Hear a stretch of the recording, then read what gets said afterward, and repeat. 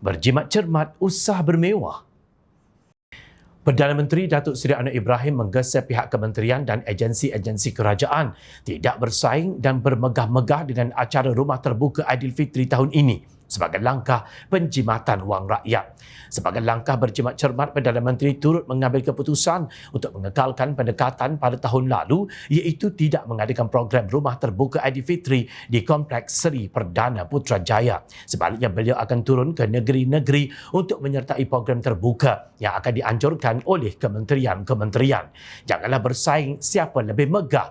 Sila jangan berlumba-lumba untuk menganjurkan majlis yang lebih besar dan mewah. Bukan duit kamu pun. Beliau berkata ketika berucap pada Perhimpunan Warga Kementerian Keuangan di Putrajaya semalam.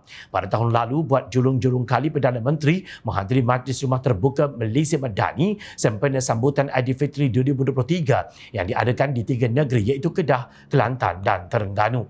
Perdana Menteri tidak mengadakan program Rumah Terbuka Aidilfitri di Kompleks Seri Perdana tahun lalu.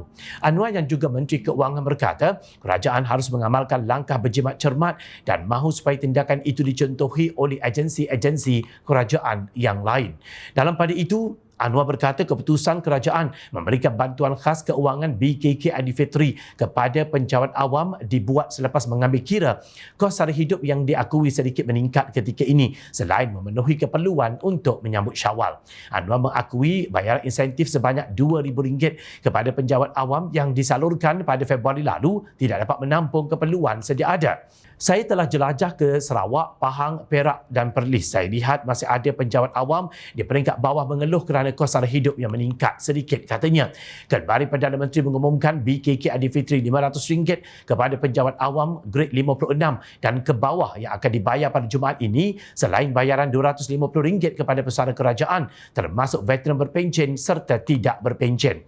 Anwar seterusnya menggesa semua agensi, badan-badan berkanun kerajaan dan syarikat berkaitan kerajaan untuk mengumumkan bantuan sama kepada pekerja mereka. Sementara itu, penjawat awam yang akan menerima bantuan khas keuangan BKK Aidilfitri dan penerima sumbangan tunai rahmah STR diingatkan supaya tidak terpedaya dengan sedikit penipuan atas talian. Menteri Komunikasi Fahmi Fazil memberi ingatan itu susulan tidak mahu ada pihak tidak bertanggungjawab cuba mengambil kesempatan atas khabar baik yang diumumkan Perdana Menteri.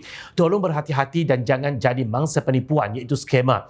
Kalau kita terima panggilan daripada nombor yang tidak dikenali, semak dahulu. Kalau terima mesej daripada orang yang kononnya kawan kita, semak dulu. Dan kalau dapat email yang mengatakan klik pautan di sini atau muat turun aplikasi, tolonglah jangan klik email yang tidak dikenali, katanya dalam satu kenyataan.